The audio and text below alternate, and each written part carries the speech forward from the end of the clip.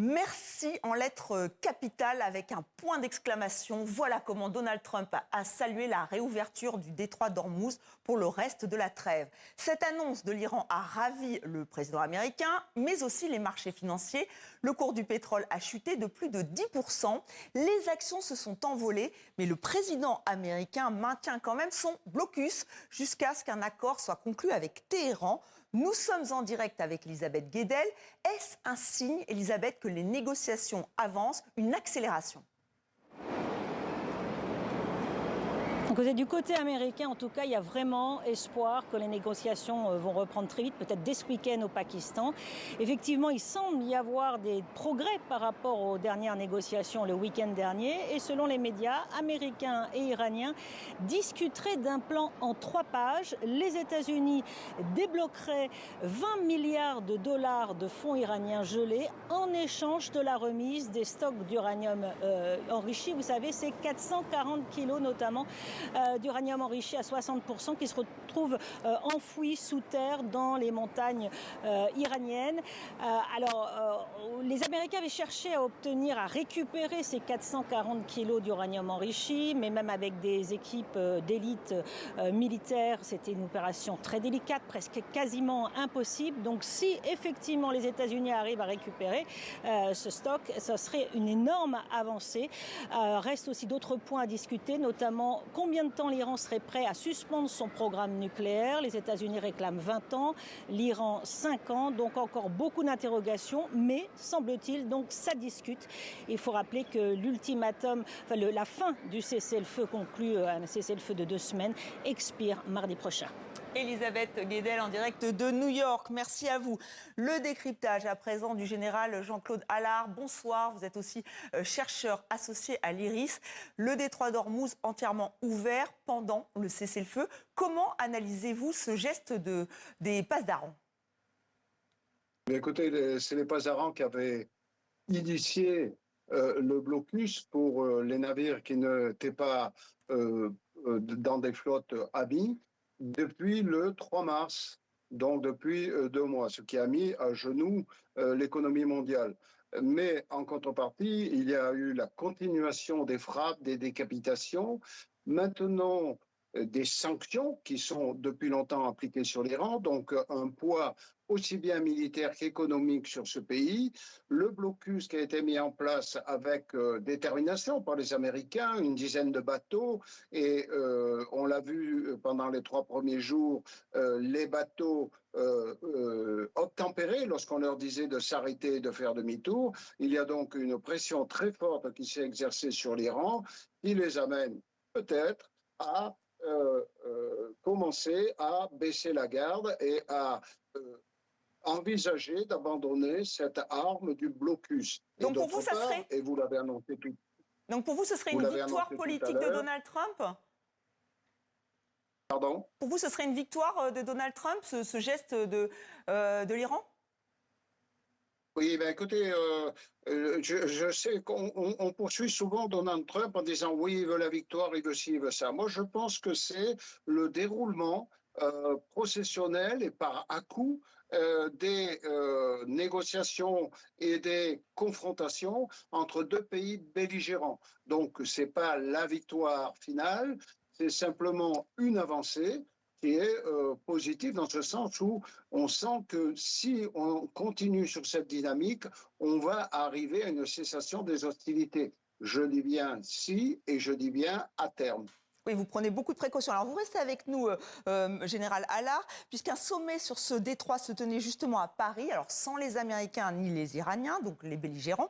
Emmanuel Macron et Keir Starmer, le Premier ministre britannique, ont réuni il y a quelques heures une quarantaine de dirigeants internationaux. Ils veulent mettre en place une mission neutre pour sécuriser cet axe. Le président français a bien sûr réagi à cette annonce de réouverture. Nous demandons tous la pleine réouverture immédiate, inconditionnelle par toutes les parties du détroit d'Ormuz. Nous demandons la restauration des conditions de libre passage qui étaient en vigueur avant la guerre et le plein respect du droit de la mer. Nous nous opposons tous à toute restriction, tout régime de convention qui équivaudrait dans les faits à une tentative de privatiser le détroit et évidemment tout système de péage. Nous sommes toujours avec le général Jean-Claude Allard. Alors, on vient d'entendre le président français. Est-ce que c'est un vœu pieux, finalement, si Donald Trump ne veut pas lever son blocus ou si les deux pays, Téhéran, Washington, veulent mettre en place un péage? Qu'est-ce qu'on peut faire? Eh bien, écoutez, dans la lignée de ce que j'ai développé tout à l'heure, je pense que le blocus américain, puisqu'il y a deux blocus, en fait, qui se faisaient quasiment concurrence, le blocus américain a contribué à faire plier l'Iran. Donc, je pense que le président Trump n'est pas prêt de l'abandonner tant qu'il n'est pas arrivé à la satisfaction de ce fameux plan qu'ils sont en train d'essayer de négocier avec les Iraniens, que les Iraniens négocient avec eux pour défendre aussi leurs intérêts, bien sûr. Alors, le président...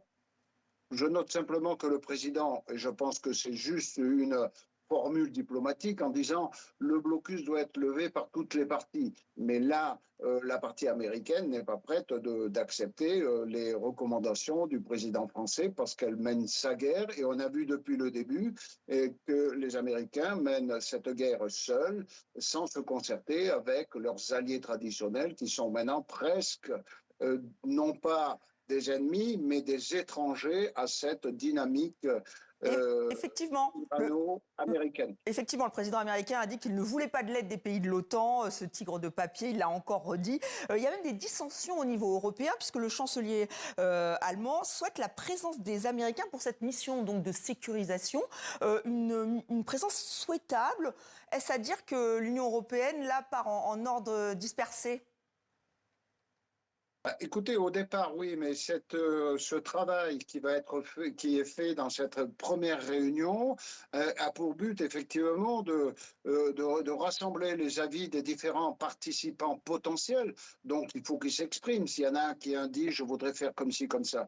Donc, c'est ça la procédure. C'est on fait une réunion politique pour savoir qui veut bien participer.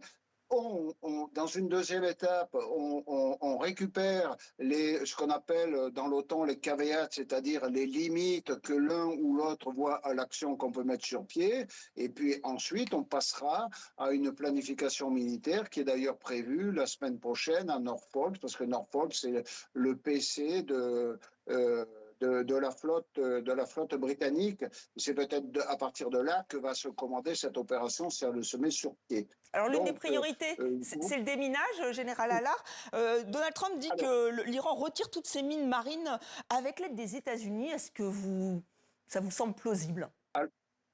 Ah oui, mais alors de toute façon, ce que la programmation militaire, lorsque les politiques passeront le dossier aux militaires, c'est-à-dire dans une semaine, en disant voilà l'objectif que nous voudrions atteindre par votre action, messieurs les militaires, messieurs les amiraux, sera de sécuriser le détroit. Et les amiraux vont développer, je pense qu'ils vont proposer une opération que je pourrais qualifier en sécurité et confiance, et qui consistera à assurer une surveillance générale, à vérifier la navigabilité du détroit, c'est-à-dire à vérifier une dernière fois s'il y a des mines, et en permanence d'ailleurs, vérifier s'il y a des mines et les faire sauter, informer les armateurs de cette viabilité de navigation dans le détroit, entretenir des relations avec toutes les forces armées de la zone, et donc là, il y aura certainement les Américains qui seront informés et qui donneront des informations. Oui,